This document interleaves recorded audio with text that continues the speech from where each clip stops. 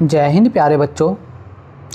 आज हम कक्षा 7 की एनसीईआरटी की नई पुस्तक मल्हार, जिसका पाठ नंबर 4, पाठ का नाम है पानी रे पानी। इस पाठ की व्याख्या को समझेंगे, इस पाठ के महत्व को जानेंगे। पानी हमारे जीवन में क्या महत्व रखता है, पानी हमें क्यों आवश्यक है हमारे जीवन के लिए, पानी के बिना हम क्यों नहीं रह सकते, और पानी कहाँ से आता है, किस तरह से हमें प्राप्त होता है, और पानी के संरक्षण हमें क्यों करना चाहिए, संरक्षण यानी हमें सुरक्षित क्यों रखना चाहिए। पानी की इम्पोर्टेंस यानी कि महत्व को हम विस्तार से यहाँ पर चर्चा करेंगे। तो आप हमारे इस वीडियो के माध्यम से इस चैनल पर बने रहें, और अगर हमारा ये वीडियो आपको पसंद आता है तो चैनल को लाइक, सब्सक्राइब और शेयर ज़रूर करें। तो बच्चों, आइए शुरुआत करते हैं। पाठ का नाम है पानी रे पानी। कहाँ से आता है हमारा पानी और फिर कहाँ चला जाता है हमारा पानी। हमारे मन में हमेशा यही प्रश्न उठता है कि पानी कहाँ से आता है, फिर कहाँ चला जाता है। जैसे बारिश होती है, बरसते हैं, फिर इतना सारा पानी पड़ जाता है, फिर वो कहाँ गायब हो जाता है। तो हमने कभी सोचा ना, इस बारे में ज़रूर सोचा होगा। हमने कभी इस बारे में कुछ सोचा है क्या हमने कभी इस बारे में कुछ सोचा है? सोचा तो नहीं होगा शायद कभी ऐसा हुआ हो कि हमने इस बारे में हमारा ध्यान नहीं गया हो, पर इस बारे में पढ़ा ज़रूर है। हमने इस बारे में ज़रूर पढ़ा होगा। कौन सी कक्षा में? पिछली कक्षा में, या तीसरी, चौथी, पाँचवीं या छठी कक्षा में। जैसे भूगोल की किताब में पढ़ते समय हमने जल चक्र जैसी बातें हमें बताई जाती हैं।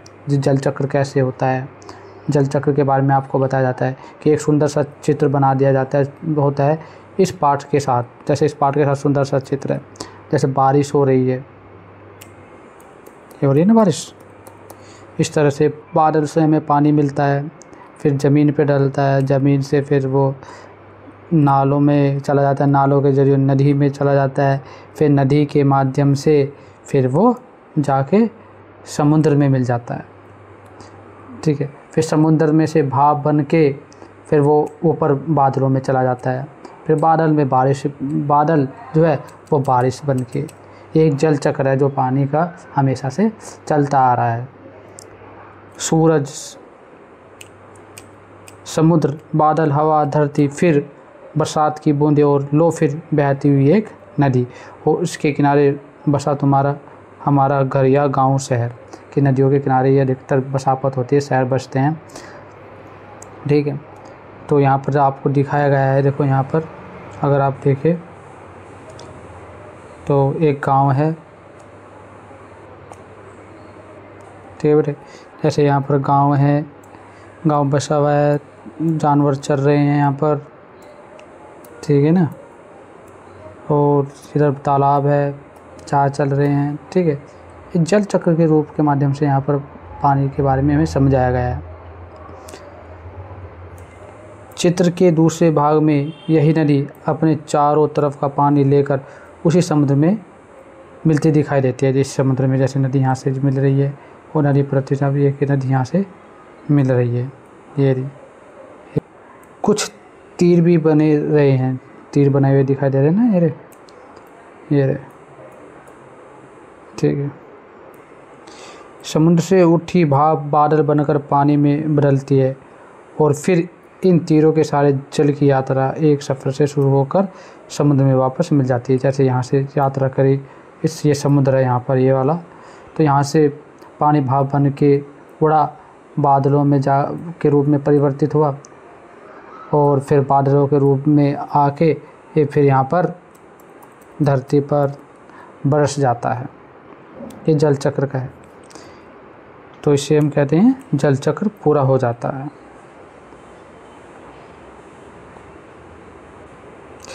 यह तो हुई जल चक्र की किताबी बात, पर अब तो हम सबके घरों में, स्कूलों में, माता पिता के कार्यालयों में, जहाँ पर काम करते हैं, ऑफिस, कारखानों और खेतों में भी पानी का कुछ अजीब सा चक्र सामने आने लगा है। क्योंकि अब पानी की जो किल्लत है, यानी कि समस्याएं हैं, हमें वो सब जगह दिखाई देने लगी है। चाहे घर हो, चाहे स्कूल हो, चाहे ऑफिस हो, चाहे कारखाने यानी कि फैक्ट्रियां हों, ठीक है। खेतों में सब में हमें एक अजीब सा चक्कर सामने आने लगा है, कोई अजीब सी चीज़ें हम नोटिस कर रहे हैं कि पहले जो पानी बहुतायता से मिल जाता था, आसानी से मिल जाता था, अब वो हमें आसानी से नहीं मिल रहा। क्या समस्या है जो हमें पानी पहले तो मिल जाता था, अब समस्या है पानी नहीं मिल रहा। तो इस पाठ के माध्यम से यही समझाया गया है लेखक के द्वारा कि पानी के महत्व को समझे। पानी की कमी दिन प्रतिदिन बढ़ती जा रही है। तो आगे देखो, नलों में अब पूरे समय पानी नहीं आता। पहले पूरे समय पानी आता था नलों में, अब नहीं आता। नल खोलो तो उसमें पानी के बदले शू शू की आवाज़ आने लगती है। पानी नहीं आता, पानी के बदले शू शू की आवाज़ आने लगती है। पानी आता भी है तो बेवक्त, जिसका कोई समय नहीं है, समय नहीं पता, कभी देर रात को तो कभी बहुत सवेरे। मीठी नींद छोड़कर घर भर की बाल्टियाँ, बर्तन और घड़े भरते फिरते हैं, पानी भर लेते हैं कि फिर पानी मिले ना मिले, पानी आए ना आए। पानी को लेकर कभी कभी कहीं कहीं आपस में तू तू मैं भी हो जाती है। यानी कि पानी की इतनी समस्या हो गई है कि पानी के लिए लोग आपस में लड़ जाते हैं, तू तू मैं हो जाती है, झगड़ जाते हैं।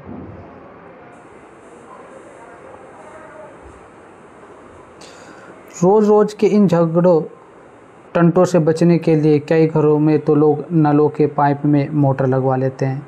नलों के पाइप में उन्होंने मोटर लगवा ली कि पानी से आसानी से मिल जाए। इससे कई घरों के पानी खींचकर एक ही घर में आ जाता है कि एक घर के पास जो पैसा था तो उसने अपने घर में मोटर लगवा ली। अब क्या होता है कि वो जो मोटर है वो कई घरों का पानी खींचकर एक ही घर में भेजा जाता है, खींच लेता है। मतलब यह तो अपने आसपास का हक छीनने जैसा है, जैसे दूसरों का पानी छीन लेना या दूसरों के हक को छीन लेना। लेकिन मजबूरी मानकर इस काम को मोहल्ले में कोई एक घर कर बैठे तो फिर और कई घर यही करने लगते हैं। जब देखा जाता है कि एक ने कर लिया तो दूसरा भी यही करने लगता है, अपने घर में पानी की मोटर लगवा लेते हैं। तो वो पानी मोटर जो होती है पानी को खींचकर उस घर के लिए पानी भर देती है, यानी पानी की सुविधा हो जाती है उस घर में। लेकिन बाकी के लिए क्या, जिनके घर में मोटर नहीं लगी वो वे इंतज़ार कर रहे हैं, वेट कर रहे हैं कि कब पानी आएगा, कब पानी भरेंगे। पानी की कमी और बढ़ जाती है। शहरों में तो अब कई चीज़ों की तरह पानी भी बिकने लगा है। अब तो पानी महंगाई बढ़ती जा रही है तो पानी भी महंगा हो गया है, पानी भी बिकता है शहरों में अधिकतर। यह कमी गांव शहरों में ही नहीं बल्कि हमारे प्रदेश की राजधानियों में जैसे दिल्ली, मुंबई, कोलकाता, चेन्नई और बेंगलोर जैसे बड़े बड़े शहरों में भी लोगों को भयानक कष्ट डाल देती है। मतलब भयानक कष्ट में डाल देती है कि पानी की इतनी किल्लत हो जाती है वहाँ पर शहरों में भी लोगों को पानी नहीं मिल पाता पीने का। देश के कई हिस्सों में तो आजकल अकाल जैसे हालात बन गए हैं कि जब पानी नहीं मिल पाता तो अकाल की स्थिति आ जाती है। लोग पानी के लिए तरसते हैं, एक एक बूंद के लिए तरसते हैं, ठीक है, और उन्हें पर्याप्त पानी नहीं मिल पाता। नहाने के लिए छोड़ो, पीने का पानी नहीं मिल पाता है तो अकाल जैसी स्थिति हो जाती है। यह तो हुई गर्मी के मौसम की बात। गर्मी में हमें अधिकतर ऐसा ही देखने को मिलता है, अधिकतर बड़े बड़े शहरों में। लेकिन बरसात के मौसम में क्या होता है, अब सब तरफ पानी पानी बहने लगता है। तब बरसात आती है, बरसात का समय आता है तो जब बारिश होती है तो हमें चारों तरफ पानी पानी दिखाई देता है। नाले भर जाते हैं पानी से, रोड भर जाते हैं, निकलने का सुविधा नहीं रहती। हमारे तुम्हारे घर, स्कूल, सड़कों, रेल की पटरियों पर पानी ही भर जाता है। देश के कई भाग बाढ़ में डूब जाते हैं। जैसे कुछ वो भाग होते हैं भारत में, जैसे कि बिहार में और नॉर्थ ईस्ट में, तो अधिकतर हम देखते हैं कि बाढ़ के कारण कई लोग, कई गांव, कई शहर बाढ़ की चपेट में आ जाते हैं। यह बाढ़ न गांवों को छोड़ती है और न ही मुंबई जैसे बड़े शहरों को। कुछ दिनों के लिए तो सब कुछ थम जाता है, सब कुछ बह जाता है। जब बाढ़ आती है तो एकदम ज़िंदगी ठहर जाती है। जब तक बाढ़ का पानी नहीं निकलता सब कुछ ऐसे लगता है सब कुछ ठहर गया हो, थम गया हो। अब क्या करें, लोग बाग फंस जाते हैं, निकल नहीं पाते, तो अपने घर का सामान भी नहीं ले पाते। उन्हें ऐसी जगह पे जाना पड़ता है अपने घर को छोड़कर जहाँ पर वो इस बाढ़ से बच सके। टेंट लगाने पड़ते हैं, टेंटों में रहना पड़ता है।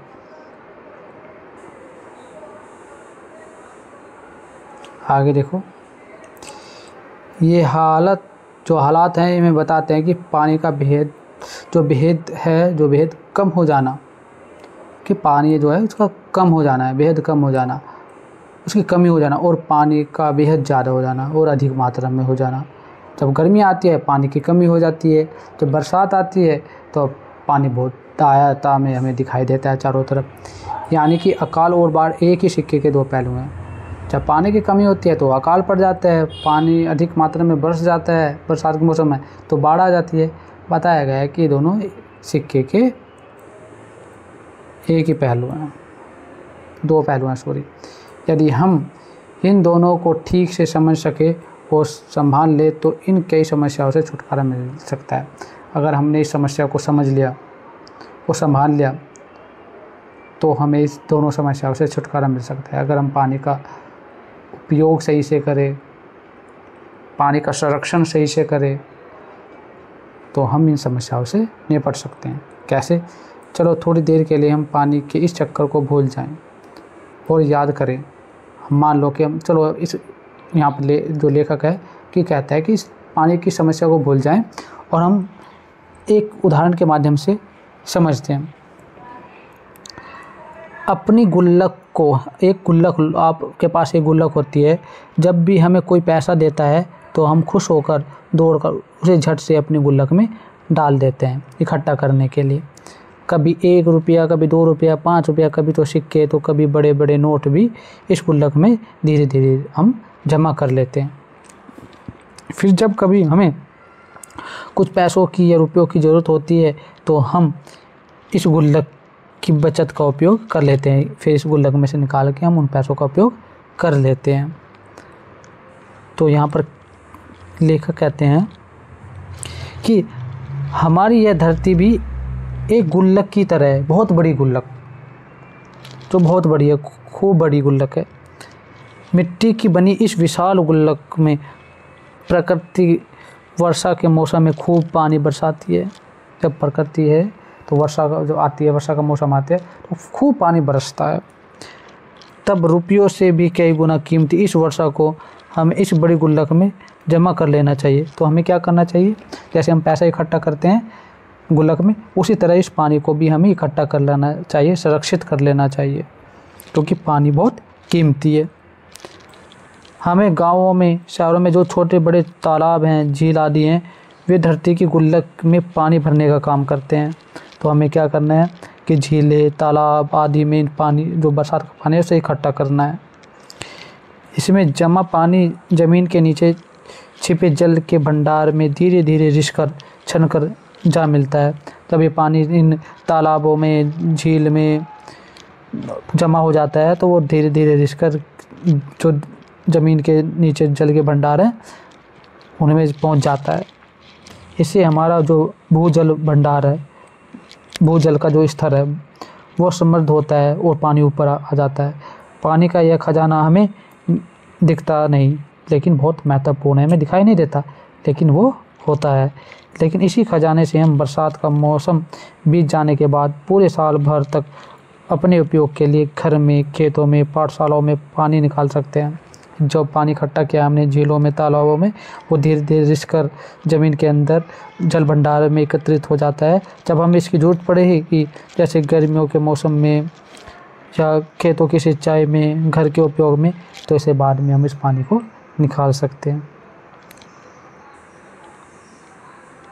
लेकिन एक दौर ऐसा भी है आ गया जब हम लोग इस छिपे खजाने का महत्व भूल गए हैं। हम इसे ध्यान नहीं देते, हम इस पानी के महत्व को भूल गए हैं कि जल संरक्षण को कैसे संरक्षित करना है, जल को कैसे संरक्षित करना है। जल के महत्व को हम धीरे धीरे भूलते जा रहे हैं और ज़मीन के लालच में हमने क्या किया है, तालाबों को कचरे से पाट कर उसमें कचरा भर दिया है, कूड़ा भर दिया है, समतल बना दिया है, तालाबों को समतल बना दिया है भर भर कर। देखते ही देखते इन पर तो कहीं मकान, कहीं बाज़ार, कहीं स्टेडियम और सिनेमा आदि खड़े हो गए हैं।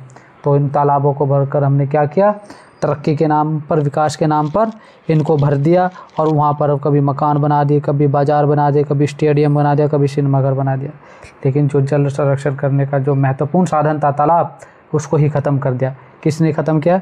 मनुष्य ने खुद ख़त्म किया, विकास के नाम पर, पैसों के लालच में आकर। इस बड़ी गलती की सज़ा अब हम सबको मिल रही है। गर्मी के दिनों में हमारे नल सूख जाते हैं। गर्मी जब पड़ती है ज़्यादा तो जल का स्तर वो नीचे और नीचे चला जाता है, तो इससे नलों में पानी नहीं आता, वो सूख जाते हैं। और बरसात के दिनों में हमारी बस्तियाँ डूबने लगती हैं। बरसात में इतना पानी बरसता है क्योंकि हम पानी को एकत्रित नहीं कर पाते, संरक्षित नहीं कर पाते। वो पानी जाएगा कहाँ? सड़कों पे ही बहेगा। तो इससे क्या, फिर बस्तियों में बहेगा, मकानों रोडों पर बहेगा। तो वहाँ पर क्या होता है? वहाँ पर पानी भर जाता है, वो डूब जाते हैं, बाढ़ के हालात हो जाते हैं। इसलिए यदि हमें अकाल और बाढ़ से बचना है तो अपने आसपास के जल स्रोतों की, जैसे तालाबों, नदियों आदि की रखवाली अच्छे ढंग से करनी होगी। इन्हें संरक्षित रखना होगा, इन्हें बचा कर रखना होगा। और पैसे के जो लालची लोग हैं उनसे तो विशेष कर, क्योंकि वो धीरे धीरे विकास के नाम पर अपना उल्लू सीधा करके इन तालाबों को, जल स्रोतों को बर्बाद कर रहे हैं, नष्ट कर रहे हैं।